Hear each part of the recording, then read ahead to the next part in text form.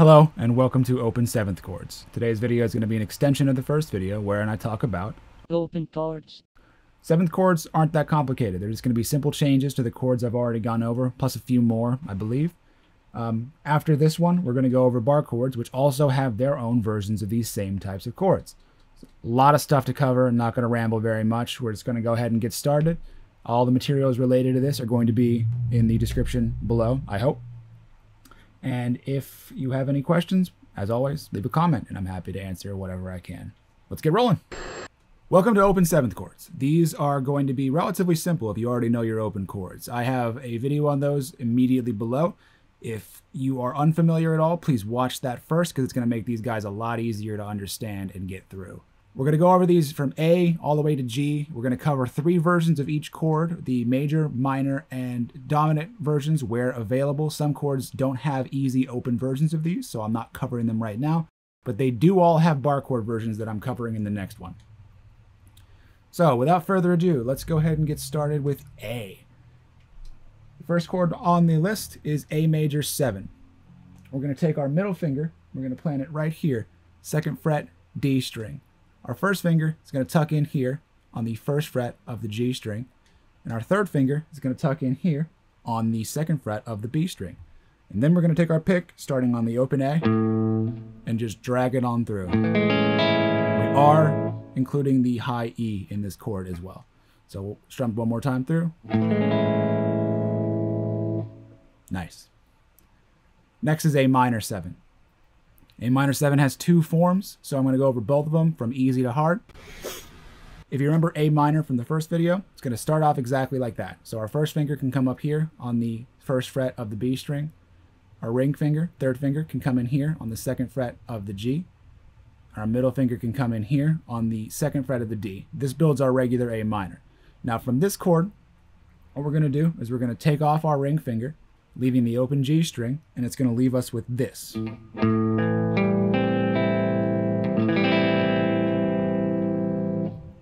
Nice sound, right? So the next one, the next version of this, is going to take our 3rd finger, put it right back down, and then take our pinky and play the 3rd fret of the high E. This one can be a lot trickier. It's very easy to get some dead notes, but a very pretty chord all the same. If you've ever heard Stairway to Heaven, this is in there a lot. So on to the dominant 7. These chords can be a bit jarring, so don't worry if it sounds like garbage, because they're kind of supposed to for a bit until you learn how to use them. So this one, same thing, 5 strings. We're going to keep our 1st finger here in the 2nd fret of the D, and we can keep our 3rd finger here in the 2nd fret of the B. Typically speaking, this looks like your A, right? And then you take your middle finger off. You know, with that kind of bluesy sound. That is fairly typical for dominant chords. On to the only B we're covering today. Again, B7. Covered this in the last one, but it wouldn't be complete without it, so I got to include it.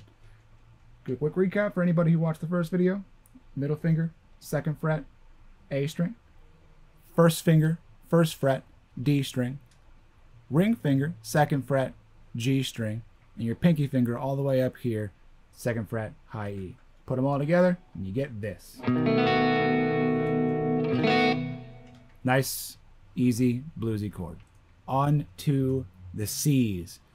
First one is C major 7. C major 7 is very, very easy. If you remember how to get to C, awesome. It'll make it a lot easier. If you don't, here we go. So your ring finger goes 3rd fret, A string.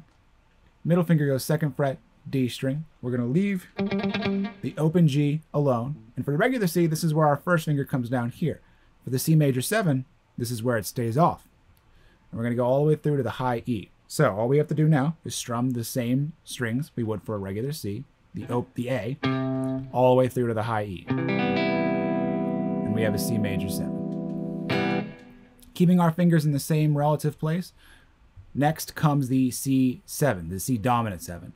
Our 1st finger is going to come down right here on the 1st fret of the B string, and our pinky finger is going to come in here on the 3rd fret of the G string. Same strings are getting strummed, only now it's a little darker sounding, a little bluesier. On to the D. We have 3 Ds here to cover, the D major, minor, and dominant 7s. So for the D major 7, we have the easiest chord you'll play today for sure. All we need is our first finger to cover these 3 strings. The 2nd fret of the G, the 2nd fret of the B, and the 2nd fret of the E. And then we cover from the open D down. Alternatively, if you're not comfortable doing this, you could do this with 3 fingers. Same result, different execution. Doesn't particularly matter which one you do, just as long as it's comfortable for you. On from that is the D minor 7. Similar to how we had to bar this, we're just going to drop it down a string each, so our first finger is still covering 2 strings for this. We're going to back up to the 1st fret. So our first finger is covering the 1st fret of the B and the 1st fret of the high E. Then our middle finger is going to tuck in right here on the 2nd fret of the G. Same strings generally. Notice how I'm kind of angling my wrist a little bit. Sometimes you got to turn your finger to the side to get this to work right. That's a D minor 7. D7 is the last of the Ds. So our first finger gets to hang out right where we just left it off, but it's not going to cover 2 strings anymore, just 1. Our 3rd finger comes in here, 2nd fret, high E, and our middle finger comes in here, 2nd fret, G string, and then we strum through. Similarly, still a dark sounding chord, but not that dark, I guess you could say, just bluesy. On to the E's. Same thing here, we got 3 E's. For our first E, we're going to do the E major 7, just like the same trend we've been doing. This can be a little tricky to fret, so don't fret if it's a little bit awkward at first. We're going to start with our ring finger, 2nd fret, A string, and then our middle finger is going to come into the 1st fret of the D, and our first finger is going to stay in the same fret of the G. And we're going to strum from the open E string all the way through to the other E string.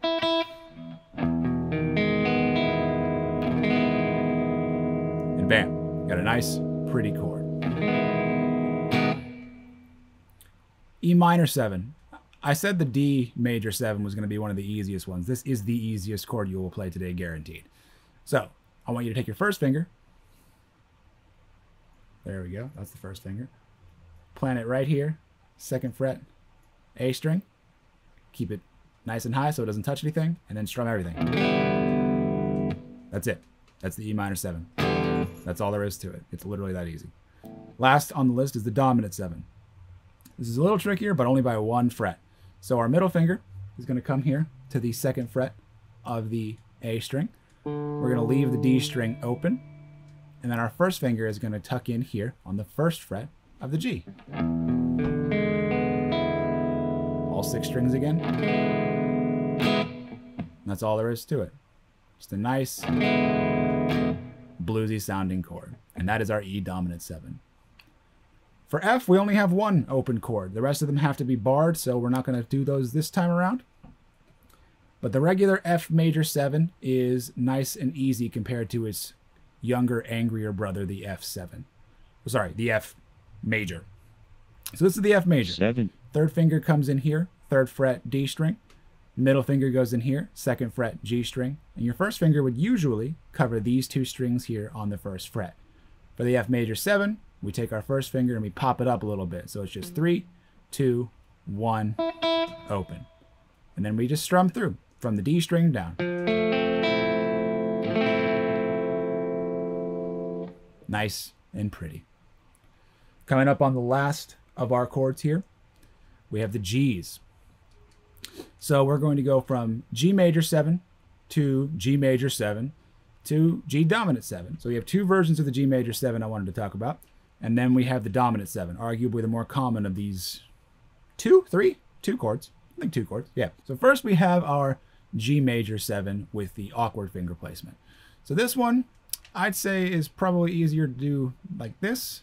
You think you can probably do it like this? Yeah, you can. We're going to do it like this because it's a little bit less awkward, but it's still kind of awkward. So I'm going to take your ring finger. We're going to plant it in the 3rd fret of the low E. Take our middle finger, plant it in the 2nd fret of the A string. Our pinky is going to have to dig in right here on the 3rd fret of the B string. So 3, 2, 4. And then our first finger comes all the way up here on the 2nd fret of the E string. Strum all 6. Very awkward chord. Very not comfortable to play. So we can make it easier. Take your pinky finger off. Still awkward. Way less awkward. This is the other version of the G major 7. The last chord is the G dominant 7. Buckle up, this is going to be a wild ride. You're going to take your 3rd finger, 3rd fret, low E string, middle finger, and dive in here on the 2nd fret of the A string, just like it already was. And you know how your 1st finger was right here? 2nd fret, high E? Well, get ready. You slide it back 1 fret. That's it. That's all there is. G dominant 7.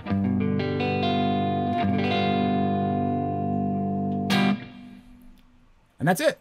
That's all there is for open chords.